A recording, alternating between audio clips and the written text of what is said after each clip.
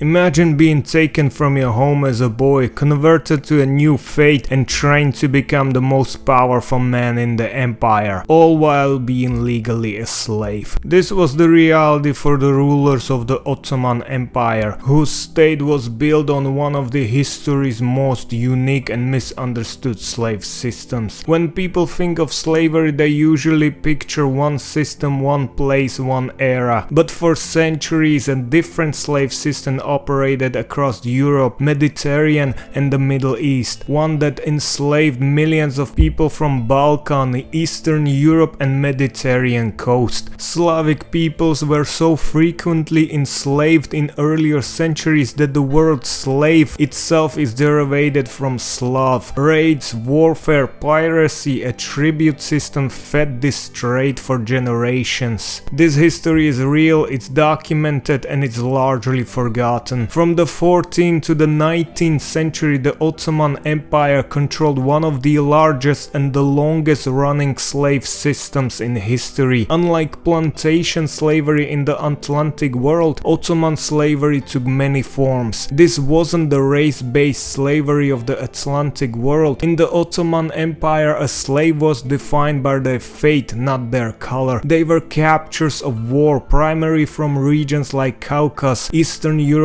and Africa, seen as a non-Muslims who could be integrated into the empire's power structure. But this integration came in two very different forms. Entire villages were sometimes emptied. One of the most distinctive features of the Ottoman slavery was the devshirme or blood tax. The Ottoman state would take Christian boys from Balkans, erase their past and forge them into empire's elite. They were indoctrinated, educated and funneled into the palace school, the Enderan, where they were taught to serve the Sultan and given the intricate knowledge of the government. This was domestic slavery. In wealthy homes, slaves were part of household and their children were often born free. It was a system of servitude, but the one with potential path to belonging. Some enslaved women like Hürrem Sultan from present-day Ukraine could even rise to become a legal wife of Sultan Suleiman the Magnificent, but the other path was far more extreme. It was a system designed to create the empire's ultimate loyalist. Christian boys from Balkans were taken as a form of state levy. They were converted to Islam, educated and trained for imperial service. These former slaves became an empire grand viziers, its governors and its most fierce soldiers, the Janissaries. It was a system of staggering social mobility. A large percentage of officials in the Ottoman government were bought as slaves, raised free and were integral to the success of the empire for centuries. This was slavery, but not in a way people usually imagine it. Some enslaved individuals rose to extraordinary power. A peasant's son could rise to rule an empire he was once at war with. Others did not survive. Slavery was not confined to land. Ottoman-aligned corsairs raided Italian coast, Spanish villages, Greek islands, even parts of France. Thousands of Europeans were captured and sold in North Africa at Ottoman markets. Cities like Algiers and Tunis became major hubs in this trade. For coastal population, slavery was a constant threat. Ottoman slavery functioned as a state-regulated system, not a purely private one. Key characteristics: enslaved people were legally property. Conversion to Islam often changed legal status. Manumission was common but not guaranteed. Slavery was integrated into law, taxation and governments. This system lasted for centuries, not because it was chaotic but because it was institutionalized. But this meritocracy was only one side of a coin. The empire also participated in the vast trade in African slaves. At the height of the trade in the mid-19th century, around 1.3 million Central and Eastern Africans were brought to the Ottoman Empire through ports like Istanbul, Izmir and Beirut. Comparing that to over 12.5 million enslaved Africans were transported to the Americas between 16th and 19th centuries, with about 1.8 million dying during the brutal Middle Passage, but only around 388,000, roughly 4%, were brought directly to North America, the future US. In Ottoman Empire, while many African African women became domestic slaves and circassians were often concubines. Others faced lives of brutal labor as a galley slaves or in agriculture. The experience was not uniform, and for countless individuals this system meant only exploitation and loss of freedom. But how this centuries-old system collapsed? As the Ottoman Empire weakened, the system began to fracture. The Janissaries became a reactionary force resisting change. More importantly, European powers began to use abolition as a diplomatic weapon, pressuring the Ottoman to end their slave trade. By the 19th century, external pressure began to reshape the system, especially the British Empire, which had abolished slavery with its own domains, used naval power and diplomacy to disrupt slave market across the Mediterranean and pressure the Ottoman state to restrict and eventually abolish the trade. British Empire played a measurable role in ending a system that had persisted for centuries. Facing the external pressure, the Ottomans began a slow, reluctant process of reform. While importation was officially abolished in 1857, the institution of slavery itself remained legal until the fall of the empire in 1922. It was a slow, complex end to a system that had defined the empire for centuries. The legacy of the Ottoman slave system is deeply complex. It was a tool of state building that created immense opportunity for few while inflicting profound suffering on many. It challenges our modern understanding of bondage, showing a world where the binary of slavery and freedom was not always clear and where a slave could also be a ruler. It's a forgotten system that demands we look beyond simple narratives to understand the true, often contradictory nature of power in the Ottoman Empire. The Ottoman slave system reminded us something uncomfortable but important. Slavery is not an anomaly. It appears wherever power, law, and incentives allow it to function. There are several reasons this history faded from public memory. First, it doesn't fit the modern national narratives. Second, Ottoman slavery did not resemble plantation slavery, making it harder to categorize. Third, many former slaves assimilated into Ottoman society, leaving fewer visible descendants. And finally, historical focus often narrows rather than expands. What changes is not the human cost, but how history remembers it. This history does not replace or diminish any other history of slavery. It exists alongside them. Slavery has taken many forms across many civilizations: Roman, Islamic, African, European, American, Native American. Understanding one system does not require ranking suffering or assigning modern blame. History is not a competition, it's a record. The past is larger than the stories we repeat, and some of the most influential systems in a history are the ones we barely talk about at all. Hit like and subscribe. Next time we look at another system history quietly set aside and why forgetting it changed everything.